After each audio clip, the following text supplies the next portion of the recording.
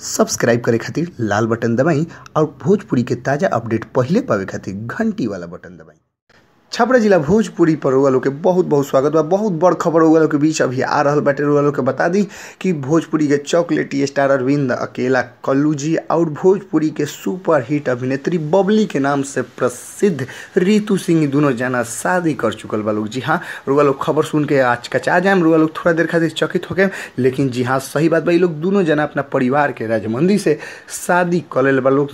विवाह के साथ फेरा के बंधन में दोनों जना बन हुई बा लोग। अब रउआ लोग सोचे कि आखिर ये लोग कौन पार्टी फंक्शन के बिना कैले काहे शादी रचा लोग, लेकिन रउआ लोग के बता दी कि ई बात जौन वास्तविक जीवन से हट के फिल्मी दुनिया से जुड़ल बा। जी हाँ, रउआ लोग के बता दी कि बीते दिन शूट चलता ये लोग के फिल्म जौन फिल्म के नाम हटे रब्बा इश्क ना होवे के सेट पर ये दोनों जना एगो सीन में शादी कैले बा लोग। दोनों जना में शादी कैले बा लोग अपना परिवार के राजामंदी के हिसाब से ही, लेकिन शादी कर चुकल बा लोग। लेकिन ई बात फिल्मी शादी, ऐसे वास्तविक जीवन के कोनो वास्ता नहीं है।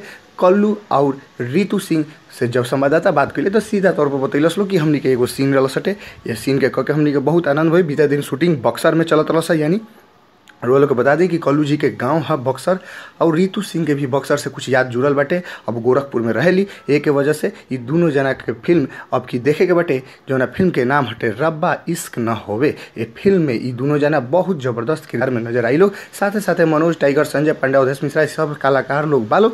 ओकरा बाद देखे के बाटे ये फिल्म लागत ताटे सिनेमा हॉल में तो कैसन प्रस्तुति देखा रहा बा, कैसन मनोरंजन करावत ताटे। ये तो आवे वाला समय बताई, बस हमनी के इंतजार बाटे कि ये फिल्म लगला के जौन फिल्म के नाम हटे रब्बा इश्क न होवे जौन सेट पर ये लोग दोनों जना शादी रचौले वाले लोग। छपरा जिला भोजपुरी के माध्यम से हमनी के ताजा अपडेट रउआ लोग के बीच जारी करत रहम सर।